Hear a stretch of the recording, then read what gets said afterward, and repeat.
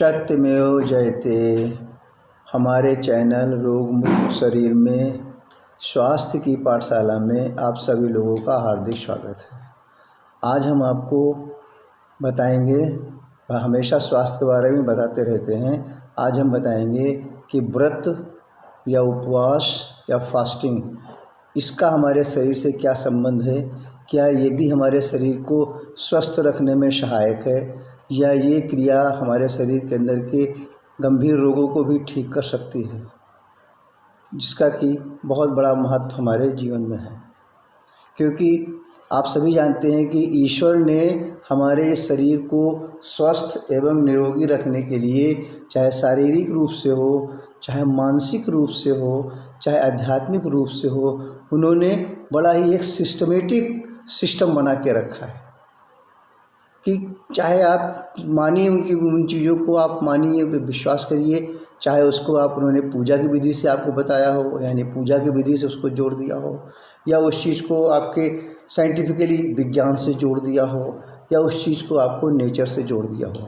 यानी 3 तरह के सिस्टम से ईश्वर ने आपके यानी मानव के शरीर को स्वस्थ रखने की विधियां बताई हैं। बस जिस विधि पर आपको पूर्ण रूप से विश्वास हो जाए, उन विधियों का आप पूर्ण रूप से पालन करने लगें, ताकि आपका शरीर तीनों रूप में, शारीरिक भी, मानसिक भी, आध्यात्मिक भी, तीनों रूप में पूर्ण रूप से उसका विकास होता रहे और पूर्ण रूप से आप तीनों चीज़ों में स्वस्थ रहें, जिससे कि आपका शरीर पूर्ण रूप से किसी भी तरह से ना तो रोगी हो और न किसी तरह के शरीर के अंदर बीमारी आए। तो आज हम बताएंगे इस व्रत का हमारे शरीर के अंदर रोग के निदान के लिए, स्वास्थ्य के लिए क्या महत्व है, किस तरीके से इतना उपयोगी है। इसके लिए भगवान ने, ईश्वर ने उपवास के लिए साल में 40 दिन बनाए हैं।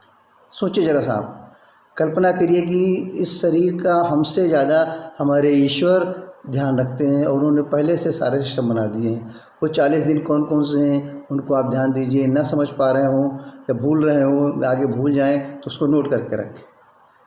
नवरात्रि आती है, नवरात्रि में 9 दिन होते हैं। फिर इसके बाद हमारा चैत्र मास की नवरात्रि आती है, उसमें भी 9 दिन होते हैं।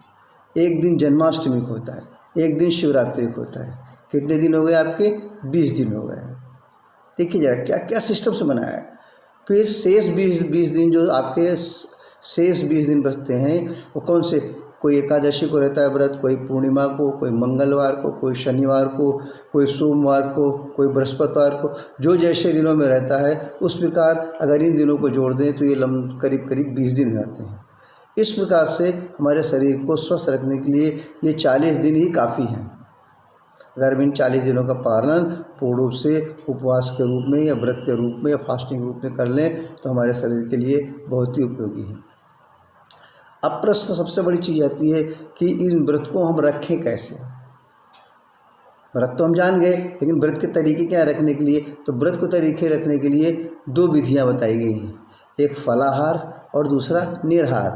दोनों को बड़े ध्यान से सुनिए आप। फलाहार का मतलब कि हम उस दिन केवल फल ही खाते रहेंगे, दूसरी किसी भी तरह की मानव द्वारा पकाई हुई वस्तु का सेवन नहीं करेंगे, केवल फल। दूसरा हमारा निराहार, यानी हम किसी भी चीज़ का न फल खाएंगे, कुछ नहीं खाएंगे, या तो हम पानी पी के रहें या पानी भी ना पिएं। देखिए आप एकदम पूरी साइंटिफिकली हैं। अगर आप इनको आप देखें तो साइंटिफिकली हैं, और इनको आप देखें तो अगर आप पूजा पाठ में हैं, पूजाओं से जुड़े हैं, जन्माष्टमी का, शिवरात्रि का, रामनवमी का, जिस तरह के आप हैं, तो उससे भी जुड़ी हुई चीज़, यानी एक वो भी आपकी आस्था हो गई और आपके शरीर के लिए स्वस्थ होता चला आ रहा है। तो 2 विधियाँ हैं, चाहे आप उसको जो है फलाहार रहें चाहे निराहार, लेकिन इन दोनों विधियों को जानना जरूरी है। ऐसा नहीं कि आप फलाहार हैं और बीच में कुछ खा लिए। अब आपको क्या निराहार है, निराहार में मतलब केवल जल ही पिएंगे। बहुत से लोग क्या करते हैं, व्रत तो रहते हैं, दिन भर तो आप व्रत रहेंगे और शाम को क्या करेंगे, पुआ खा लेंगे, कलहारे आलू खा लेंगे, पूड़ी पराठे खा लेंगे, कोई ना कोई भोजन खूब अच्छे तरीके से कर लेंगे, या दिन भर कुछ नहीं खाएंगे, रात में 1-2 लीटर अपना दूध को खूब गाढ़ा बना करके उसको पी लेंगे। इससे व्रत नहीं कहते हैं। यानी ये व्रत हमारे शरीर के लिए उपयोगी नहीं है। प्रश्न आता है कि व्रत हमारे शरीर के लिए किस तरीके से उपयोगी है, फास्टिंग हमारे शरीर के लिए किस तरीके से उपयोगी है, उपवास हमारे शरीर के लिए किस तरीके से उपयोगी है, और एक औषधि की तरह किस तरीके से काम करनी है, ये जानना बहुत ज़रूरी है।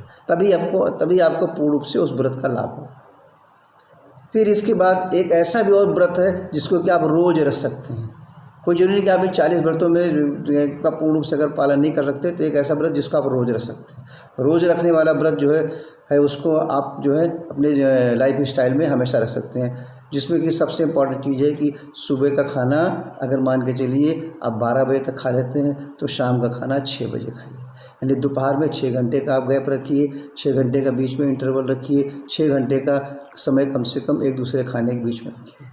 दूसरी चीज़, शाम को अगर आप 6 बजे खाना खाते हैं तो दूसरे दिन सुबह का खाना जो है आप 10 बजे के बाद नाश्ता करिए। यानी 16 घंटे gap, 16 hours gap is more important. अब आप सोच रहे होंगे कि भाई ये वैज्ञानिक कैसे है, दिमाग में भाई वैज्ञानिक कैसे है? तो वैज्ञानिक इसलिए है कि जब हमें 16 घंटे का समय मिल जाता है तो उस समय हमारे शरीर की जो क्रियाएं हैं जिससे हम मेडिकल साइंस में कहते हैं ऑटोफैगी सिस्टम, ध्यान दीजिए सर, ऑटोफैगी सिस्टम, अगर हमारे ऑटोफैगी सिस्टम्स बराबर काम करता रहे, ऑटोफैगी सिस्टम्स में किसी भी तरह की रुकावट ना आए, ऑटोफैगी सिस्टम्स जो है हमारा पूर्ण रूप से निरंतर चलता रहे तो हमारे शरीर के अंदर व्याधियाँ आएंगी ही नहीं। ऑटोफैगी सिस्टम मतलब होता है कि खुद को खाना, यानी जो भी हमारे शरीर के अंदर कचरा जो वेस्ट चीज़ें बच जाती है या जो पूर्ण रूप से डाइजेस्ट नहीं होती हैं उनको हमारा ऑटोफैगी सिस्टम जो होता है स्वयं से खा के धीरे धीरे पचा लेता है, यानी उसको डाइजेस्ट कर लेता है। लेकिन उसके लिए उसको समय चाहिए। ये नहीं कि आप 2 घंटे बाद फिर कुछ खा रहे हैं, 2 घंटे बाद फिर कुछ खा रहे हैं, 4 घंटे बाद फिर कुछ खा रहे हैं, तो उसको समय कहाँ मिला?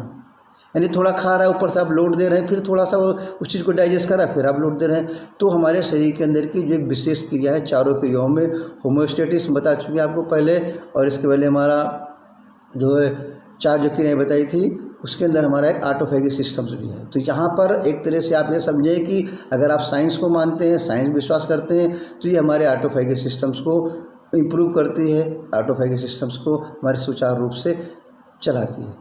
इस तरीके से, और अगर आप हम इस फास्टिंग को बिल्कुल आप ये बस समझ के मत करें कि नहीं इस फास्टिंग का कोई लाभ नहीं, इस फास्टिंग का कोई व्रत या इस व्रत का किसी भी तरह का कोई शरीर से संबंध नहीं है।